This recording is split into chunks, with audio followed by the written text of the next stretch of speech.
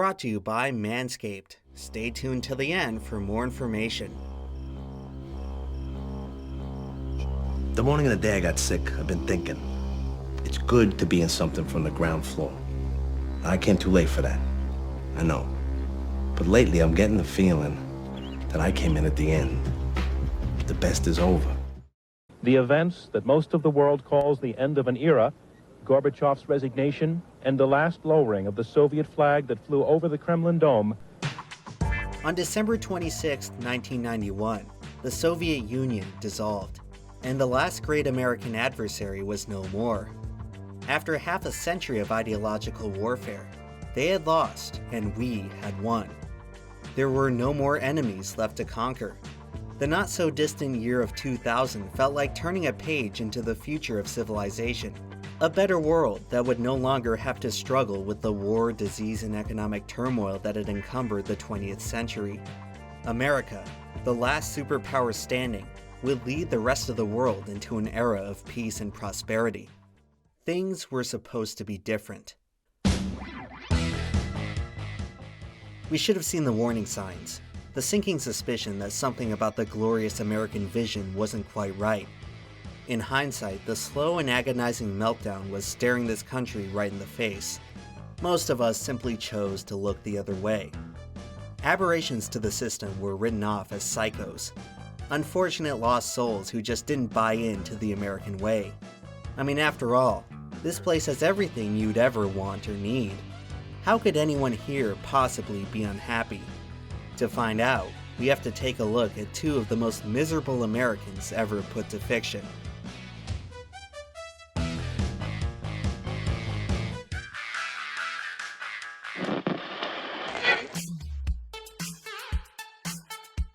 The turn of the millennium saw two of the most influential creative works in recent memory, The Sopranos and American Psycho, works which were inextricably defined by their unforgettable protagonists.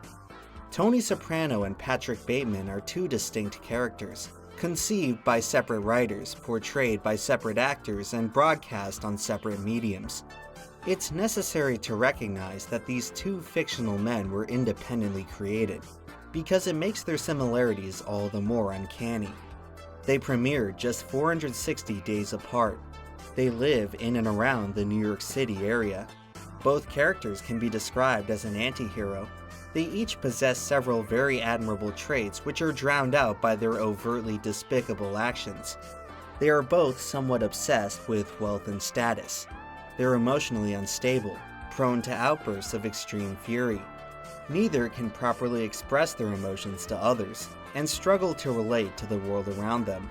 Both are dissatisfied with their long-term romantic partner and have frequent affairs with countless mistresses. Both will listen to 80s rock music before brutally murdering someone. The long list of similarities between these two troubled characters may seem improbable, but it's no coincidence. They're just two sides of the same American story. He discovered America is what he did. He was a brave Italian explorer, and in this house, Christopher Columbus is a hero. There is something deeply wrong with the soul of this nation, and while many are quick to blame the hapless politicians of today, if you ask me, America's problems can be traced all the way back to the beginning. When Christopher Columbus first laid eyes on the native people of the American continent, he described them as the best people in the world. He was blown away by just how peaceful and harmonious their society was. Unfortunately for the Native Americans, the mysterious new visitors weren't exactly on a humanitarian mission. Just 100 years after Columbus first set foot on the American continent, 90% of the native population had been wiped out. An untold number of the best people in the world were enslaved and worked to death, scouring the lands for gold that never even existed. From the very beginning, the history of the United States of America has just been one never-ending gold rush. No other country in history has had its identity so profoundly shaped by the insatiable lust for wealth. As Americans, the pursuit of fortune practically defines us. It is our centuries-long obsession, one that spawned out of a millennia-long insecurity. Since the dawn of agriculture, human civilization has been divided into two inexorable groups, the rich and the poor. For most of written history, poverty was generational and perpetual. The average person was born into bondage, either as a slave, a serf, or an indentured servant. They would spend their entire existence serving the desires of the wealthy, the only people within society who had any real autonomy. For thousands of years, the barrier between the rich and poor was practically unbreakable. You were either on one side or the other, and would remain there for the rest of your life. But then along came the United States of America and a revolutionary new idea. What would happen if some of the poor were allowed to cross over to the other side? In America, the thought of becoming wealthy is not just inspirational, but aspirational. It has been embedded into the very fabric of this nation through what we call the American dream. This ideal that anyone can rise through the ranks and join the rich and powerful. It's quite a compelling mantra, one that makes an even better sales pitch. And oh boy, did people buy into it. America became known far and wide as the land of opportunity. The prospect was so appealing that millions of immigrants would abandon everything they'd ever known and cross an ocean to get here. People often wonder what differentiates Americans from everyone else.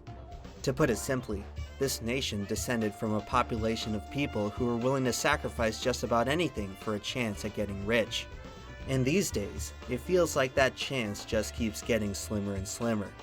While there's been much debate as to whether the American dream is still achievable, few have questioned whether the pursuit of wealth in and of itself is a bridge that's even worth crossing.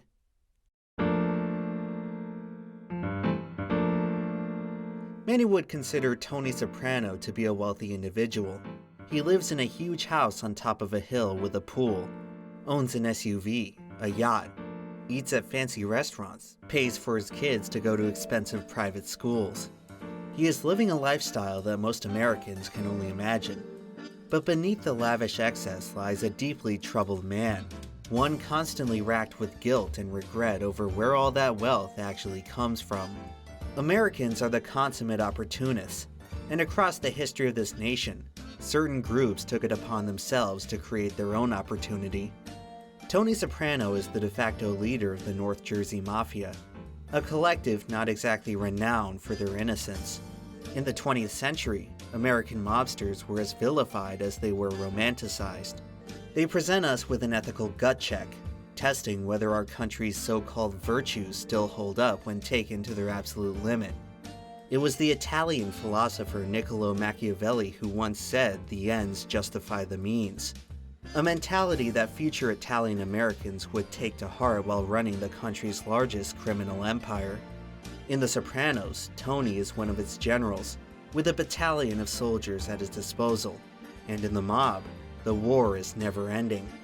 A lifetime of sin has delivered Tony a great deal of material wealth. The only problem is that he is unable to enjoy any of it. Tony is constantly tormented by a looming unease, a specter in the back of his mind that precludes him from ever resting on his laurels. Throughout the series, there is a prevailing theme of death and decay. The Mafia is portrayed as this cancerous entity that gradually sucks the life out of everything it touches. It seems like the characters can't last more than a few episodes without winding up at another funeral. At each and every one, the survivors are left to wonder whether they'll be next. Over the course of the story, it's unsettling to see how Tony's friends and family are gradually whittled down to a fraction of what they once were. Of course, the Mafia is not exactly the safest work environment, but at times it seems like the universe itself has it out for them. It's as if their very existence represents some sort of cosmic imbalance that fate itself must correct. The whole structure of the Mafia could be described as imbalanced. Many of us may envision the gangster lifestyle as being surrounded by an egalitarian band of brothers, but The Sopranos portrays a far bleaker reality. Tony presides over a rigid hierarchy kept in place by a system of bullying and intimidation. It mirrors the experience which many immigrants endured when they first entered this country. It's been nearly 5,000 years since the ancient Egyptians built the first pyramids. Some would say that we haven't stopped since. You can get rich in America, but doing so requires making someone else even richer. Just like in the Mafia, the money in this country only flows one way, and that's straight to the top. Look no further than the most profitable schemes that we put into practice. Casinos, the stock market, Powerball, religious and political fundraising, all exist simply as instruments to transfer wealth further up the pyramid by selling people the slim chance of one day getting there themselves. But for as long as America's been in business, the fastest way to get to the top of the pyramid has always been to create your own. It's no wonder why so many poor and immigrant groups in this country have often turned to organized crime. There's a good chance you'll end up dead on the street, but at least you got ever so closer to the top. As tempting as it is, however, only one person can reign as king of the mountain and collect the lion's share of the wealth. While Tony lounges in his mansion, the rest of his subordinates live far more humbly, patiently waiting for a day when that may change. Tony may have positioned himself as the apex predator, but most of the time he ends up feeling like prey. He is relentlessly hunted by enemies, rivals, and federal agents. He suffers constant paranoia that one of his crew members will double-cross him. While money and status are promised to liberate us, Tony is paradoxically trapped beneath the weight of his prosperity. It turns out that standing atop the pyramid makes you a pretty big target, and leaves you with not much room to run. Tony is forced to tread a very fine line, where one wrong move can result in dire consequences. At times, his position of power seems far more like a burden than a blessing. Tony's obligations as a made man end up deteriorating pretty much every other aspect of his life. His health, marriage, and friendships are all compromised because business always takes precedence. And in the mob, there's always more work to be done. Americans have always had a complex relationship with work. No matter how cruel and degrading, backbreaking labor tends to be seen as virtuous, patriotic even. It should be no surprise why these ideals are so commonly reinforced. The whole system depends on it. In order for so many of us to bask in such excess, somebody's got to pick up the slack. Tony mentions numerous times throughout the show that he aspires to be like Hollywood actor Gary Cooper. Whatever happened to Gary Cooper? The strong, silent type. It's a sentiment echoed by generations of working-class people in this country who insist on passively grinding away through the unchanging system. We are taught to suffer in silence because there's always someone else just a little less fortunate. See that church? Your great-grandfather helped build that almost 80 years ago. He was a stonemason, the old man. Came over from Avelina with $4 in his pocket. In many ways, Tony's destiny is no different than his immigrant forefathers. He is condemned to work himself to death, generating wealth that he'll never truly reap. It's been said that money often costs too much, and for Tony Soprano, the pursuit of wealth has left him bankrupt just about everywhere else. The thing they don't tell you about the top of the pyramid is just how lonely it is when you get there. Tony's menacing stature has profoundly alienated him from everyone else in his life. His family distrusts him, and his associates fear him. The few people who actually get close to him don't tend to stick around for very long. Tony may have the responsibilities of a general, but deep down, he has always been an army of one. Do you feel depressed?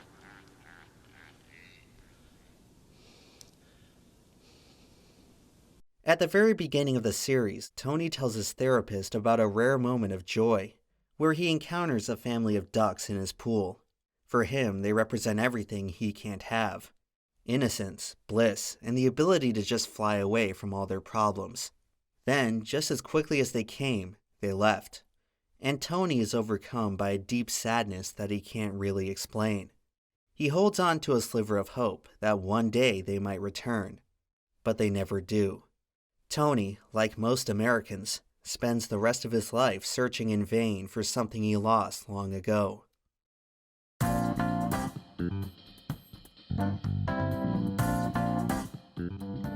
As it turns out, not everyone has to climb to the top of the pyramid. Some people are just born there. You could describe Patrick Bateman as the American endgame, the final destination of the American dream. He has everything anyone could want: money, power, good looks. He towers above the pitiful working class. As a matter of fact, we hardly see him doing any work at all. In terms of what we value in this country, he's hit the jackpot. For the average Joe, his position of providence is to die for, or from Bateman's perspective, to kill for. Because beneath the flawless exterior lies a beast so hideous, it makes us question what it even means to be human. Much like the royalty of medieval times, Patrick Bateman is a product of generational wealth. He's never known anything other than a life of luxury, an ascendant trajectory laid out before him like a red carpet. From childhood estates to prep schools to Harvard to Wall Street, at every stage of life he has occupied the highest echelon of society. America's value system tells us that Bateman should be on Pleasure Island, when in actuality, he's a castaway.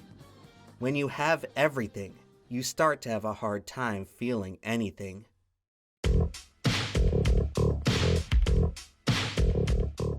In 2013, 16-year-old Ethan Couch was driving drunk along a Texas highway when he struck and killed 4 people. Couch belonged to an exceptionally wealthy family and would disturbingly show little to no remorse for the casualties he just inflicted. For the victims and their loved ones, it was the most traumatic moment of their lives. But for Ethan, it was just another Saturday. The legal system seemed just as flippant about the tragedy, sentencing Ethan to a mere 10 years probation. Even more outrageous than the lenient punishment was the legal argument that Ethan's dream team of expensive lawyers had made in his defense. The attorneys made the case that their client was suffering from affluenza, a medically meaningless term that was pretty much pulled out of thin air to absolve Ethan of any wrongdoing. They argued that Ethan's immense wealth had made him incapable of comprehending the consequences of his actions. Do the rich and powerful play by the same rules as the rest of us? For a country so quick to extol the value of equality, we'd desperately like to believe that's the case. However, the longer you live here, the more you start to realize that the wealthy are allowed to get away with just about anything. It's been said that money can't fix all your problems, but it can fix damn near most of them. Any trouble with the law can typically be smoothed over with enough attorneys at your disposal. And hell, if the price is right, you can even change the laws themselves in your favor. With the amount of influence they wield, some wealthy are free to commit atrocities beyond our worst nightmares, and they tend to get away with it, just as long as they're not affecting anyone else even higher up the pyramid. The truth is that blind justice really only applies to the invisible masses. For the illustrious wealthy, America prefers to be blind towards injustice. Perhaps that's just yet another incentive for people to get there. It's safe to say that Patrick Bateman lives a consequence-free life. When it comes to vice, he does it all. Murder, necrophilia, cannibalism, the works. And throughout all the horror, he gets no closer to being punished for any of it. By the end of the film, he's practically begging to be held accountable for his crimes, but reaches the startling conclusion that the world around him refuses to do so. Bateman is portrayed as an unreliable narrator, so there's some debate as to whether he even committed those crimes at all. But regardless, the overall point remains the same. If everything you do is inconsequential, does that also make it meaningless? Such is the crux of Patrick Bateman's nihilistic existence. You're inhuman. No, I'm in touch with humanity. Bateman and other members of the super rich are so far removed from working class people that they might as well be from a different planet. Forget empathy and remorse. Bateman seems unable to experience any emotion besides impetuous rage. Seeing him interact with others is like watching an alien attempt to mimic human behavior. There is something truly uncanny about the culture of the wealthy. Prosperity is supposed to grant us the freedom of choice, but you never know that from observing Patrick Bateman and his yuppie acquaintances. In a world without struggle, the battle for superiority has shifted to the realm of minutia. While trying to eke out the slightest edge over each other, they have been utterly consumed by their own vanity. It's beyond superficial, it's hyperficial, to the extent where nothing else matters besides whatever exterior facade each man puts on. Their entire being boils down to nothing more than a product of wretched materialism. Because I want to fit in. It is through this matter which the film presents a paradox. While each of these characters represents the epitome of self-interested individualism, that very mindset has forced them into the ultimate culture of conformity. Their so-called personal tastes have converged into a singularity, rendering each man completely interchangeable. Don't you know who I am? I'm not Davis. I'm Patrick Bateman. It is this contradiction which fuels Patrick Bateman's hysteria. His burning desire to be noticed has only made him as invisible as his victims. What are the consequences of living consequence-free? A world without punishment is a world without virtue. Wealth has historically been seen as the pathway to civility. It's a conception that has been used throughout history to justify the eradication of people and cultures from across the planet. It doesn't matter how despicably we act, as long as we deliver them from savagery. American Psycho subverts this centuries-long belief. For Patrick Bateman, wealth has broken whatever barriers were standing in the way of savagery. He may spend his days in a luxury Manhattan apartment, but he might as well exist on the plains of the Serengeti. After thousands of years of progress and evolution, the apex of humanity is no less barbaric than the primal beasts from which we spawned. Is there anything that actually matters in Patrick Bateman's wicked world? Well, maybe one thing: Dorsia. What about Dorsia? A restaurant so exclusive that not even Bateman's many gifts can land him a reservation. It serves as the single defiant obstruction to everything he represents. No matter how much he has, there's always someone else just a little more fortunate. We should have gone to Dorsia. I could have gotten us a table. Americans, more so than any other group of people, tend to equate wealth with virtue. The richest of the rich often top our lists of the most respected figures. The American dream relies on maintaining the belief that these incomprehensibly huge fortunes are fully deserved. And who knows, maybe for some of them, it is. But the vast majority of the super rich are a lot closer to Patrick Bateman than the alternative, wandering through some form of existence that's as hollow as it is amoral. In this way, Bateman is the true incarnate of the American dream. There is an idea of the self-made man, some kind of abstraction, but when you peel away the suit and tie, there is simply nothing there.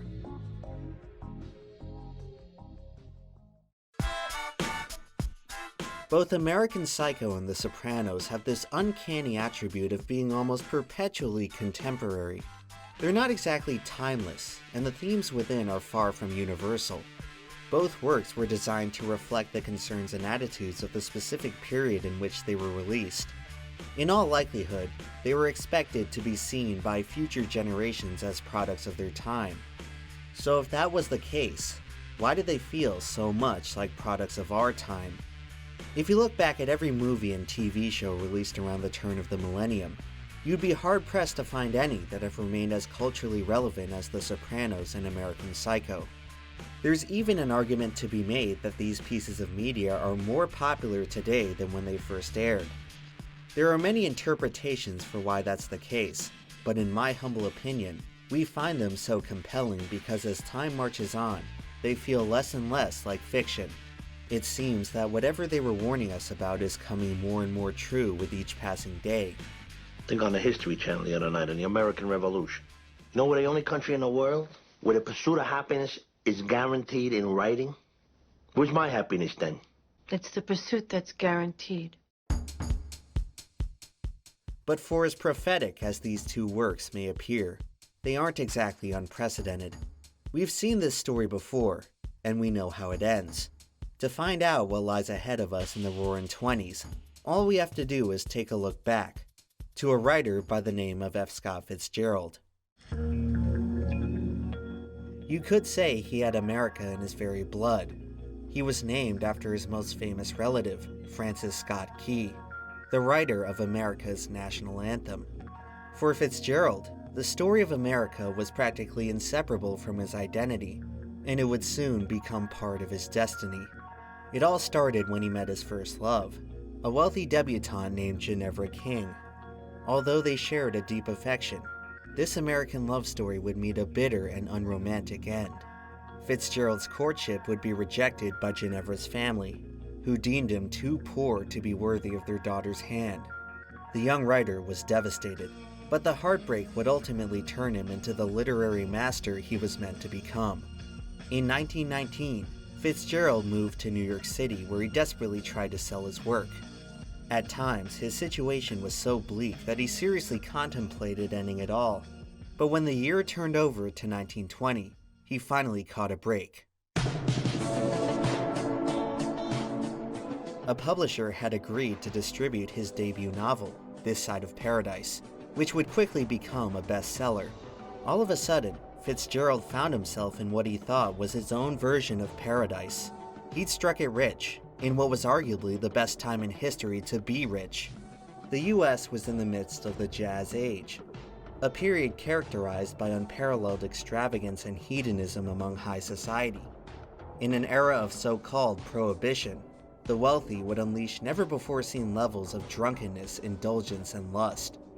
For the first time in his life, Fitzgerald was invited to the party. He found a new sweetheart, a Southern belle named Zelda, who finally agreed to marry him after his financial success. He moved into an enormous mansion on Long Island, surrounding himself with opulence that rivaled kings of old. At last, he had finally infiltrated the coveted sphere which had eluded him for so long, but it didn't take long for him to realize that it was no paradise. After becoming truly immersed in the lifestyle of the rich and famous, Fitzgerald was overcome by a profound disappointment. His admiration of the wealthy quickly turned to repulsion. He found that no matter how many lavish parties he attended, he simply didn't fit in with his affluent peers. Deep down, he still harbored the smoldering hatred of a peasant, which he could never truly overcome. It was a soul-crushing epiphany, one that armed him with the wisdom he needed to start writing his magnum opus. Then in 1925, Fitzgerald released this, The Great Gatsby, his most acclaimed novel. A book so overassigned, most high school students probably don't pay attention to the themes, but they should pay attention, because it's not just a critique of America's class system and the futility of desire. It's also a personal statement about the author's own struggle for fulfillment in an increasingly materialistic society. There's a psychological condition known as alexithymia, common in certain personalities. The individual craves almost ceaseless action, which enables them to avoid acknowledging the abhorrent things they do. We spend a lot of time imagining how life could be if we were filthy rich. But what if you actually were? What would happen if you somehow successfully crossed over to the other side? Well, the character of Jay Gatsby did just that, and was not necessarily better off because of it. At its core, The Great Gatsby seeks to ask one very simple question. What does wealth actually give us? At face value, it seems obvious. Anything we could ever want. But beware, you'd be surprised just how quickly that list of wants runs out. Sure, you could pay off your debts, travel the world, and buy the fanciest house, car, and clothing, but then what? In consumer society, money is everything. We are taught to view it as this universal cure to whatever ailment we may be suffering. Most Americans spend their whole lives believing this, because they will never have enough wealth to disprove it. As it turns out, no matter how much you have, there are certain things that money can't buy. Jay Gatsby has been described as having more money than God. His fortune is so exorbitant that he never wears the same shirt twice. Gatsby's wealth is practically unlimited, but it's still not quite enough to satisfy his ultimate desire. Across the bay from his estate lies a green light, attached to the dock of Daisy Fay. For a man whose money has bought him nearly everything else, she is his final frontier. He is not as much in love with her as he is with the concept of wealth itself. Her voice is full of money. But alas, in a story that mirrored the author's very own heartbreak, this romance was never meant to be. Despite his immense wealth, Gatsby had run into the very same barrier that we thought we vanquished long ago. The Great Gatsby highlights a new distinction which had been sparsely considered at that point in American society: the line between new money and old money. Even though he lives in one of the same enormous mansions overlooking the same Long Island Bay, the culture of high society still sees Gatsby as an imposter. He may have more money than God, but he didn't always. Much like Tony Soprano, Gatsby is descended from immigrants. While it's not explicitly stated how he amassed his fortune, it is heavily implied that it comes from organized crime, which notoriously originated during the Prohibition era. However, wealthy society is no stranger to exploitation. It's not the source of Gatsby's money that's the problem, more so that he wasn't outright born with it. Gatsby is new money. He was poor at one point in his life. This immutable characteristic has branded him as an outsider to the rest of the super rich. They'll attend his parties, but they'll never truly accept him as one of their own. It's the defining attribute separating Gatsby from the story's antagonist, Tom Buchanan, the one man standing between he and Daisy. Much like Patrick Bateman, Tom inherited his life of luxury. He is abrasive, foul-tempered, and a generally detestable individual. By all measures, Gatsby would make a far better husband for Daisy, but therein lies the tragedy of the novel. In the realm of the rich and powerful, the quality of Gatsby's character has been rendered irrelevant. America's class divide is ultimately too much for romance to overcome. Daisy, like Tom, is old money, and at the end of the day, that's the only thing that matters. Regardless of how far he came, Gatsby never even stood a chance. But even though his dream was doomed from the beginning, he never stopped believing it. He kept on pursuing his fairy tale, convincing himself that everything he wanted was just beyond the horizon. He hadn't realized that the party was over. In the months after publication, The Great Gatsby would go on to be a commercial failure. F. Scott Fitzgerald suspected that most readers and critics didn't even understand what the book was about. In a correspondence with his editor in April of 1925, Fitzgerald could see the writing on the wall. He eerily signs off on his letter with the words, "Yours in Great Depression." What happens when these antisocial personalities aren't distracted from the horrible shit they do? They have time to think about their behavior, how what they do affects other people, about feelings of emptiness and self-loathing haunting them since childhood. And they crash. 4 years later, America's age of indulgence was brought to a screeching halt by the worst economic collapse in our nation's history. All across the land, the unsuspecting poor were punished for the sins of the wealthy. As the United States spiraled further and further downward, so too did Fitzgerald. His once whimsical relationship with Zelda had turned rotten, following a 1929 incident in which he tried to force their vehicle off a cliff. She was diagnosed with schizophrenia and institutionalized. Fitzgerald continued to work on his next novel, but his persistent alcoholism and lack of motivation delayed the project until long after he was out of the spotlight. In an era of extreme poverty and destitution, America was no longer interested in reading about the excess of the Jazz Age, and Fitzgerald's works began to slip into obscurity. By the mid-30s, he was earning less than $100 per year off all his books, and had to once again settle for being a nobody. Fitzgerald came to view himself as a failure, spending the rest of his life drinking away the pain. The excessive alcohol began to take a severe toll on his health, and in 1940, he dropped dead of a heart attack at the age of 44. In an affair that paralleled the end of The Great Gatsby, hardly anyone attended his funeral.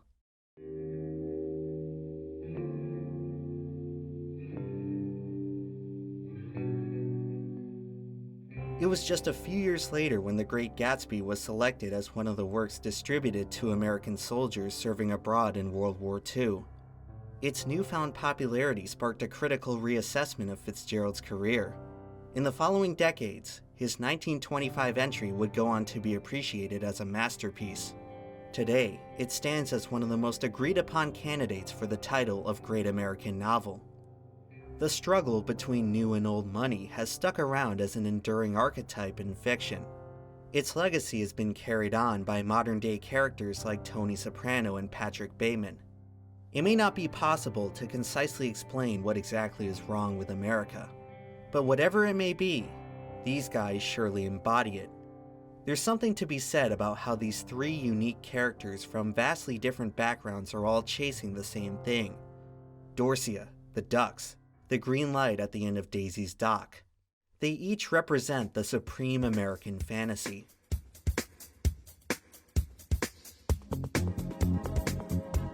In this country, we want the unobtainable. Before the United States, the world was run on bondage. Until somewhere along the way we figured out that you can make people work just a little bit harder by convincing them that the freedom they desire is sitting just out of reach. Is it really a fantasy we follow, or a delusion? To be fair, you tend to be a bit delusional when you've gone psycho. Whether or not you want to believe it, the party's over for America.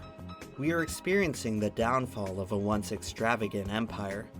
Perhaps all this time we weren't chasing a dream, but running from destiny. Regardless, the reality of our situation won't matter. It never has, really. Tomorrow we will run faster, stretch out our arms further. We beat on, boats against the current, borne back ceaselessly into the past.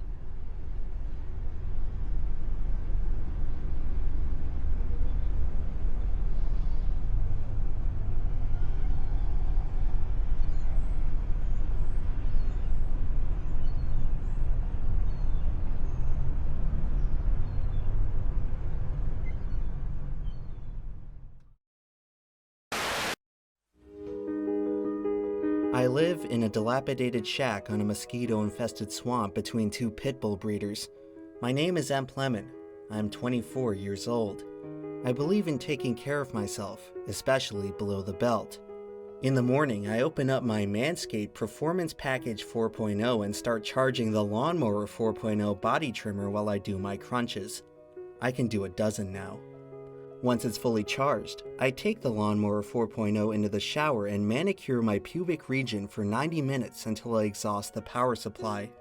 I then apply the Crop Preserver Ball Deodorant to trap and eliminate any foul stench being exuded by my scrotum. I immediately follow that with the Crop Reviver Ball Toner Spray, which contains aloe vera, so as to not dry your skin out and make you look older. I finish the rest of my routine with the Weed Whacker wireless nose and ear trimmer with built-in skin-safe technology to reduce the chances of nicks and cuts. There is an idea of the perfect YouTube ad, some kind of abstraction, but there is no real pitch, only theatrics. And although I can hide my hatred of marketing and you can see me with the products I'm being paid to sell, and maybe you can sense that I can lead you towards a pretty good deal, it is simply not here. It's down there, in the description.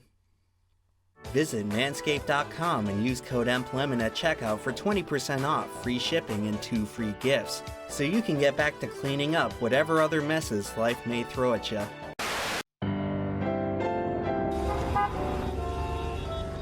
They say New Yorkers can be demanding.